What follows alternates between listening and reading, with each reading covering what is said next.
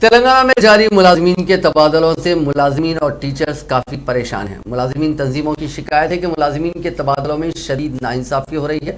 ملازمین کو ان کے آبائی مقام پر تبادلہ کرنے کے بجائے دور دراز علاقوں میں تبادلہ کیا جا رہا ہے۔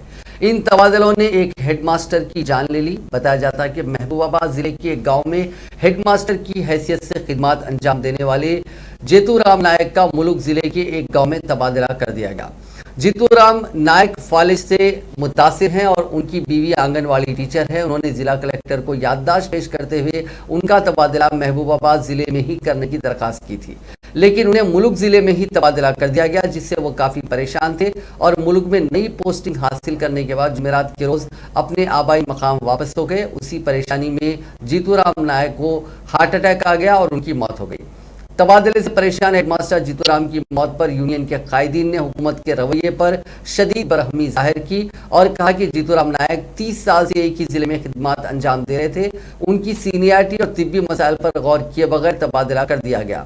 اس واقعے پر پی سی سی صدر ریونت ریڈی نے بھی حکومت کو شدید تنقید کا نشانہ بنایا۔